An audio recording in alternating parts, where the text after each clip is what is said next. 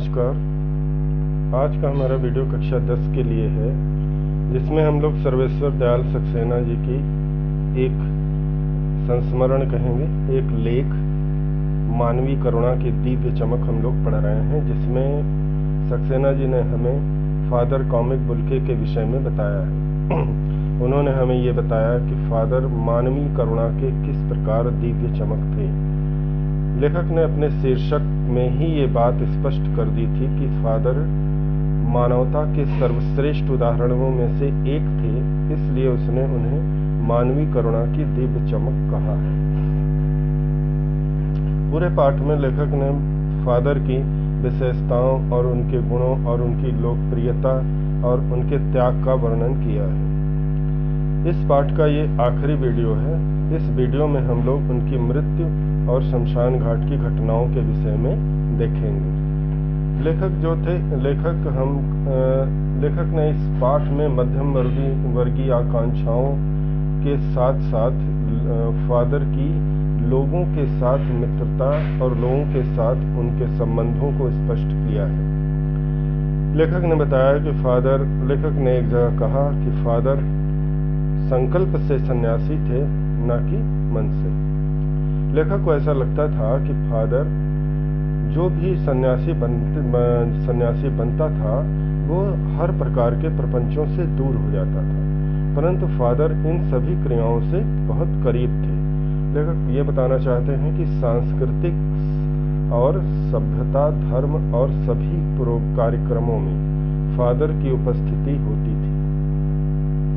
उनकी एक संस्था थी परिमल, इसमें साहित्यिक रचनाओं पर विचार विमर्श किए जाते थे। उसमें भी फादर शामिल होते थे और अपना निष्पक्ष उत्तर देते थे और निष्पक्ष व्यवहार करके प्रत्येक साहित्य रचना और नए साहित्यकारों के प्रति अपने विचारों को प्रकट करते थे। फादर ने हमें ये बताया, लेखक ने फादर के माध्यम से हमें ये बताया है कि कुछ भी हो, लेखक ये बता रहे हैं कि फादर संकल्प से सन्यासी थे, न कि मन से। मन से जो व्यक्ति सन्यासी बनता है वो बाहरी क्रियाओं से पूर्णतया अलग हो जाता है, परंतु फादर किसी भी प्रकार से आपकी बाहरी क्रियाओं से अलग नहीं थे। वो हमारे धार्मिक कार्यक्रमों में उपस्थित होते थे, सांस्कृतिक प्रोग्राम में आते थे, परिमल में आते थे और कोई व्यक्ति या किसी व्यक्ति के ऊपर किसी भी प्रकार का दुख या संकट आता था तो वो अपने शीतल वचनों से उसे सिंचित करते थे। उनके वचन ऐसे होते थे जिनको सुनने के बाद कोई भी व्यक्ति कितने भी गहरे संकट में क्यों न हो, परंतु वो उस संकट से मुक्त हो जाता था। कहने का अर्थ ये था लेखक का कि वो फादर ऐसे शब्दों का प्रयोग करते थे जिसको सुन करके बड़े से बड़े दुख का भी अंत हो सकता था। लेखक बता रहे हैं कि मेरी पत्नी और पुत्र की मृत्यु हो जाने के बाद मैं अत्यंत दुखी था, परंतु फादर से मेरी मुलाकात हुई और फादर ने अपने ऐसे आशीर्वचन मुझे दिए, यानी आशीर्वाद से भरे हुए वचन और सांत्वना के ऐसे शब्द कहे जो तपस्या की गहराइयों से निकलते हैं। लेखक ये कह रहे हैं फादर तपस्वी थे, सन्यासी थे और उन्होंने इस लोक में इस सभी सामाजिक क्रियाओं को करते हुए भी ऐसा उदाहरण प्रस्तुत किया था जो मानवता का सर्वश्रेष्ठ उदाहरण कहा जा सकता है। उनके आशीर्वचनों को सुनने के बाद मेरे मन के अंदर जो दुख था वो क्षण मात्र में समाप्त हुआ। लेखक ये कहना चाहते हैं कि किसी भी दुख को स्थायी रूप से समाप्त नहीं किया जा सकता, परंतु उस पर सांत्वना और विभिन्न प्रकार के आपके संवेदनाओं से भरे शब्दों से उसमें कमी अवश्य की जा सकती है। लेखक को सांत्वना अनेकों व्यक्ति ने दी होगी, सभी ने, परिचित अपरिचित सब ने दी होगी। लेखक ये कहना चाहते हैं परंतु फादर के जो शब्द थे वो अत्यंत ही शीतल और इतने गुणकारी थे कि कुछ ही समय में मैं उस दुर्घटना से उबर पाने में अपने आप को सफल कर पाया।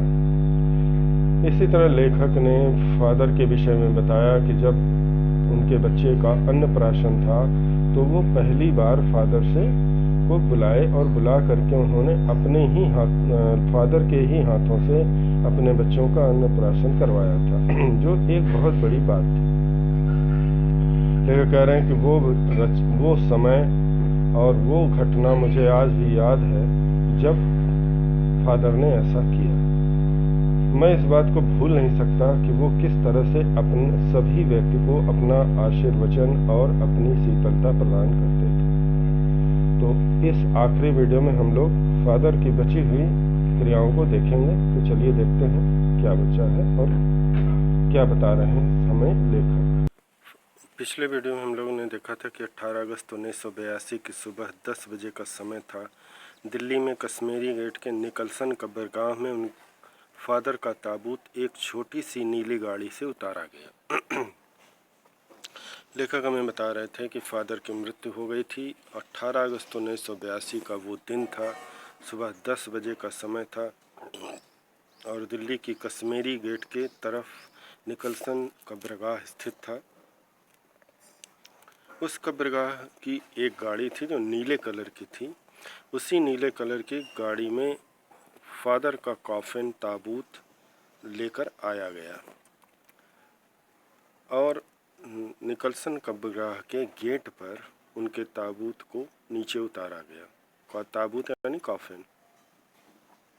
कुछ पादरी थे, रघुवंश जी का बेटा था और उनके परिजन राजेश्वर सिंह उसे उतार रहे थे। कुछ पादरी लोग थे उस शव के साथ और रघुवंश जी जो फादर के सबसे करीबी मित्र थे और फादर उनसे अपनी व्यक्तिगत बातों को शेयर करते थे और अपने लेटर वगैरह भी रघुवंश जी के घर में ही मंगाते थे। उनका बेटा था, कब्र को उतार रहा था और उनके कुछ परिजन थे और राजेश्वर सिंह उसे उतार रहे थे। यानी रघुवंश जी के कुछ और परिचित, उनका बेटा और राजेश्वर सिंह इसे उतार रहे थे। उसे उतारने के बाद फिर वे गेट के अंदर प्रवेश करते हैं। फिर उसे उठाकर एक लंबी सकरी उदास पेड़ों की घनी छाह वाली सड़क से कब्रगाह के आखिरी छोर तक ले जाया गया। गेट के अंदर एक पतली और सकरी लंबी सड़क थी, परंतु सकरी यानी पतली थी। पतली और लंबी सड़क थी।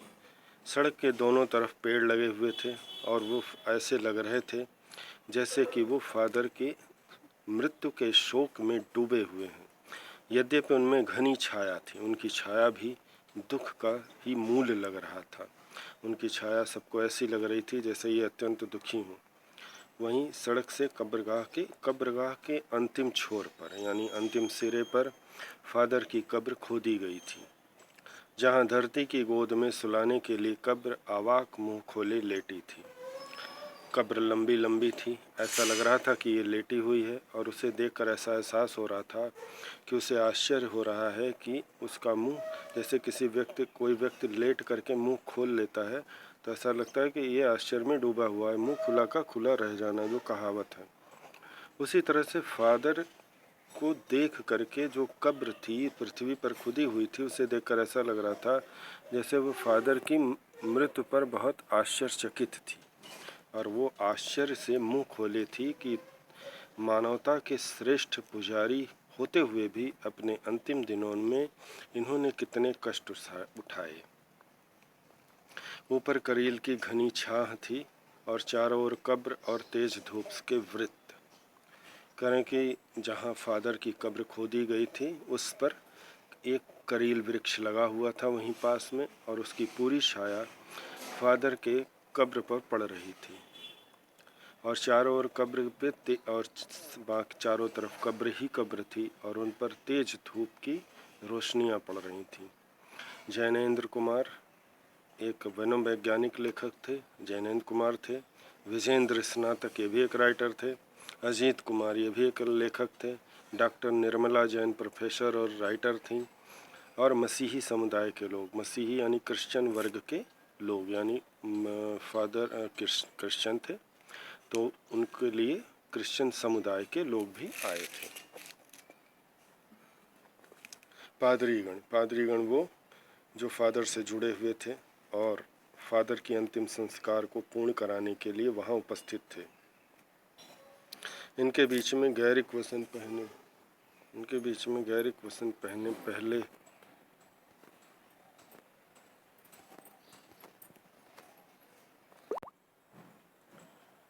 लेखक बता रहे हैं कि इनके बीच में गैरिक वसन पहने, गैरिक यानी जोगिया वस्त्र पहनकर इलाहाबाद के प्रसिद्ध विज्ञान शिक्षक डॉक्टर सत्यप्रकाश और डॉक्टर रघुवंश भी, जो अकेले उस सकरी सड़क की ठंडी उदासी में बहुत पहले से खामोश और दुख के साथ पहुंच चुके थे। लेखक बता रहे कि इलाहाबाद विश्वविद्यालय के प्रसिद्ध science teacher professor doctor Satyaprakash ji और डॉक्टर रघुवंश जी, जो फादर के अत्यंत प्रिय मित्र थे, उस पतली सड़क पर पहले से ही पहुंच चुके थे और अत्यंत दुखी थे और ये सोच रहे थे कि फादर के अंत के विषय में और उस यात्रा के विषय में सोच रहे थे। कह रहे एक अपरिचित आहटों के दबे हुए थे। लेखक कह रहे वो ये सोच रहे थे और ये जानना चाहते थे, उनको ऐसा महसूस हो रहा था कि एक ऐसी आहट अपरिचित कि शायद फादर अभी आते होंगे। सिमट आए थे कब्र के चारों तरफ। कह रहे सभी लोग कब्र के चारों तरफ अब सिमट चुके थे, यानी सभी लोग कब्र के चारों तरफ आ गए थे और उस कब्र को उन लोगों ने चारों तरफ से घेर लिया था। फादर की देह पहले कब्र के ऊपर लिटाई गई। कॉफिन से यानी ताबूत से निकालकर फादर के शरीर को पहले कब्र के ऊपर लिटाया गया। फिर मसीही विधि से यानी क्रिश्चियन विधि से अंतिम संस्कार का कार्य आरंभ किया गया। फादर रांची में कार्यरत थे, जिस समय अंतिम समय में वो रांची में थे। रांची के फादर पास्कल तोयना के द्वारा उनका अंतिम कार्यक्षेत्र रांची था। फिर बाद में जब तबीयत खराब हो गई तो फादर दिल्ली आ गए थे। तो रांची के फादर पास्कल तोयना वहाँ पर उपस्थित थे और पास्कल तोयना ही क्रिश्चियन विधि से अंतिम संस्कार का कार्य करा रहे थे। उन्होंने हिंदी भाषा में ही मसीही विधि से प्रार्थना की। उन्होंने क्रिश्चियन विधि की प्रार्थना, जो अंग्रेजी में होती है, हिंदी भाषा में आरंभ किया। फिर सेंट जेवियर्स के रेक्टर फादर पास्कल ने उनके जीवन और कर्म पर श्रद्धांजलि अर्पित करते हुए कहा। फिर सेंट जेवियर्स कॉलेज, जिसमें वो फादर हिंदी और संस्कृत के प्राध्यापक थे, के रेक्टर फादर पास्कल ने उनके जीवन को श्रद्धांजलि अर्पित करते हुए उनके बारे में कहा।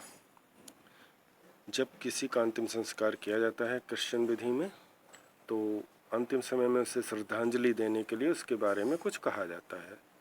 तो उसी परंपरा का निर्वहन करते हुए फादर पास्कल ने इस कार्य को आरंभ किया। फादर बल्कि धरती में जा रहे हैं, इस धरती से ऐसे रत्न और पैदा हों। फादर बुल्के के बारे में फादर पास्कल ने कहा कि जिस प्रकार एक बीज जमीन में बोया जाता है तो उसकी जो पेड़ निकलता है, तो उससे उसी तरह के दूसरे ढेर सारे गुणकारी बीज उत्पन्न होते हैं। उन्होंने कहा कि हम लोग फादर को ज़मीन में दफना नहीं रहे हैं, हम लोग फादर को ज़मीन में ठीक उसी प्रकार छिपा रहे हैं जिस प्रकार किसान बीज को खेतों में छिपाकर फसल उत्पन्न करता है। हम फादर रूपी मानवता के बीज को इस ज़मीन में छुपा रहे हैं, जिससे कि फादर के समान और भी रत्न उत्पन्न हों। अंत में डॉक्टर सत्यप्रकाश जी ने भी अपनी श्रद्धांजलि में उनके अनुकरणीय जीवन को नमन किया। डॉक्टर सत्यप्रकाश जो साइंस के टीचर थे, उन्होंने फादर के उन महान गुणों का वर्णन किया जिसको लोग अपना आदर्श बनाना चाहेंगे, और उनको प्रणाम किया। फिर देह कब्र में उतार दी गई। फिर उनके शरीर को कब्र में उतार दिया गया, यानी लिटा दिया गया। कब्र को फिर से कॉफिन में रखा गया और फिर उस ताबूत को वापस गड्ढे में उतारा गया। मैं नहीं जानता इस सन्यासी ने कभी सोचा था या नहीं कि उसकी मृत्यु पर कोई रोएगा। प्रायः क्या होता है कि जो सन्यासी होते हैं उनकी मृत्यु पर कोई आता जाता नहीं, लोग केवल भीड़ बनाते हैं उनको प्रणाम करते हैं और चले जाते हैं। लेखक कह रहे हैं मुझे यकीन नहीं था कि ये सन्यासी हैं और इनकी मृत्यु पर इतने सारे लोग आएंगे इनकी अंतिम विदाई पर रोने। लेकिन उस क्षण रोने वालों की कमी नहीं थी। लेखक कह रहे परंतु वहाँ पर मैंने देखा कि यहाँ पर रोने वाले व्यक्तियों की कोई कमी नहीं थी। नम आँखों को गिनना स्याही फैलाना है। लेखक कह रहे हैं कि ठीक आप उस तरह से अनुमान लगा सकते हैं कि स्याही को बिखेर दिया जाए तो चारों तरफ स्याही ही स्याही दिखती है और सब कुछ स्याही के कलर, स्याही यानी इंक के कलर का हो जाता है। ठीक उसी प्रकार सबकी आँखों में ऐसे आंसू थे कि उनको सभी को सब कुछ धुंधला धुंधला सा दिखाई दे रहा था। अपने आंसुओं के कारण कुछ भी स्पष्ट कोई भी नहीं देख पा रहा था। इसलिए लेखक कह रहे हैं कि नम आँखों को गिनना स्याही फैलाने के समान था। इस तरह हमारे बीच से वह चला गया जो हम में से सबसे अधिक छायादार, फल फूल, गंध से भरा और सबसे अलग, सबका होकर सबसे ऊंचाई पर मानवीय करुणा की दिव्य चमक में लहलहाता खड़ा था। लेखक कह रहे हैं कि इस तरह से उस महान व्यक्ति का अंत हुआ जो हमारे लिए बहुत ज़्यादा अनुकरणीय था। सबसे अधिक छायादार वृक्ष के समान उनमें छाया थी, सबसे अधिक फल फूल देने वाले व्यक्ति थे, सबसे अधिक व्यवहार की सुगंध और मानवता की सुगंध फैलाने वाले व्यक्ति थे। किसी एक व्यक्ति का होकर नहीं, वो सब के होकर थे। सबसे ऊंचाई, मानवता की सर्वश्रेष्ठ ऊंचाई पर पहुंचने वाले पहले व्यक्ति थे और मानवीय करुणा की दिव्य चमक में लहराने वाले वो एक ऐसे पताका या स्तंभ हैं जिसे कोई भी भुला नहीं सकता है, जिसके स्मृति पर हम सब के मन में जो उनके निकट थे किसी यज्ञ की पवित्र आग की आँच की तरह आजीवन बनी रहेगी। लेखक कह रहे हैं कि हमारे मन में स्मृति यानी यादें, हमारे मन में फादर की यादें ठीक उसी प्रकार से बसी हुई हैं जैसे किसी यज्ञ की पवित्र अग्नि जब जलती है तो लोग उसकी आँच से क्या होते हैं, प्रभावित होते हैं, जलन महसूस करते हैं, परंतु फिर भी उससे कभी दूर नहीं जाते। लेखक कह रहे हैं ठीक उसी प्रकार फादर की यादें और फादर की श्रद्धांजलि और फादर के किए गए कार्यों को हम कभी जीवन में भूल नहीं सकते हैं और वो उस प्रसिद्ध, उस पवित्र यज्ञ की अग्नि के समान उनकी यादें हमारे जीवन को पूरे ज़िंदगी तक प्रभावित करती रहेंगी। मैं उस पवित्र ज्योति की याद में श्रद्धान्वित हूँ। लेखक कह रहे हैं कि मैं वो जो पवित्र ज्योति फादर ने जलाई थी मानवता की, उस पवित्र ज्योति को मैं प्रणाम करता हूँ और मैं कभी भी उसे भुला नहीं सकता और उसको समाप्त नहीं कर सकता। ये था फादर कॉमिक बुल्के की अंतिम यात्रा का वर्णन। यहाँ पर पाठ की समाप्ति होती है। ये चैप्टर यहीं समाप्त हो जाता है। सर्वेश्वर दयाल सक्सेना जी ने इसको एक संस्मरण की तरह लिखा और उनके जीवन में सदा उपस्थित रहे। अब मैं थोड़ा सा इसके बारे में बता दूं कि इसमें क्या क्या पॉइंट आए और किस किस तरह से लेखक ने इसे प्रयोग किया। संस्मरण स्मृतियों से बनता है और स्मृतियों की विश्वसनीयता उसे महत्वपूर्ण बनाती है। लेखक कह रहे हैं कि जो संस्मरण मतलब जो यादें होती हैं, जो संस्मरण यानी याददाश्त के आधार पर लिखे जाने वाला लेख संस्मरण कहलाता है और वो हमारी यादों यानी स्मृतियों के आधार पर बनता है। स्मृतियाँ जितनी ही अधिक विश्वसनीय और महत्वपूर्ण होती हैं, लेख उतना ही महत्वपूर्ण होता है। लेखक कहना चाहते हैं कि फादर बहुत महत्वपूर्ण व्यक्ति थे और उनके यादें उससे भी अधिक महत्वपूर्ण थीं, इसलिए ये संस्मरण बहुत अच्छा बना। फादर कॉमिक बुल्के पर लिखे सर्वेश्वर का यह संस्मरण इस कसौटी पर खरा उतरता है। फादर कॉमिक बुल्के की यादें सर्वेश्वर जी के जीवन में रची बसी हैं, इसलिए उनका ये संस्मरण बहुत उच्च कोटि का माना जाता है। अपने को भारतीय कहने वाले फादर बुल्के जन्मे तो बेल्जियम यूरोप के रैम्स चैपल शहर में थे, जो गिरजों, पादरियों, धर्मगुरुओं और संत की भूमि कही जाती है। बेल्जियम क्रिश्चियनों का धर्म क्षेत्र है। वहाँ पर तमाम तरह के गिरजे घर हैं, पादरी हैं, धर्मगुरु हैं, संतों की भूमि कही जाती है। वहीं पर फादर ने अपने सांसारिक जीवन का त्याग किया और भारत में आकर के भारत को ही अपनी कर्म भूमि बनाया और भारत को ही अपना देश कहा। फादर बुल्के एक सन्यासी थे, परंतु पारंपरिक अर्थ में नहीं, और उन्होंने सन्यासी की परंपरा का पालन नहीं किया, भले वो सन्यासी का जीवन यापन करते रहे। सर्वेश्वर का फादर बुल्के के अंतरंग संबंध था, जिसकी झलक हमें इस संस्करण में मिलती है। हमने देखा है कि फादर का और लेखक का अंतरंग संबंध था, यानी बहुत गहरा संबंध था। इस संस्मरण को हम देख सकते हैं कि लेखक ने जगह जगह पर फादर की उपस्थिति अपने जीवन में दर्ज कराई है। लेखक का मानना है कि जब तक राम कथा है, इस विदेशी भारतीय साधु को याद किया जाएगा तथा उन्हें हिंदी भाषा और बोलियों के अगाध प्रेम का उदाहरण माना जाएगा।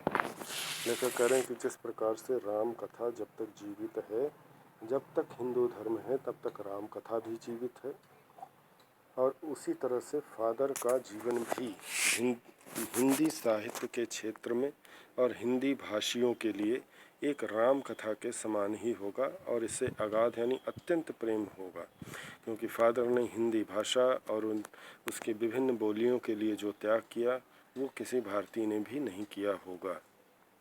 तो आज का वीडियो और इस चैप्टर का आखिरी वीडियो यहीं समाप्त होता है। नए चैप्टर के साथ हम लोग फिर मिलेंगे।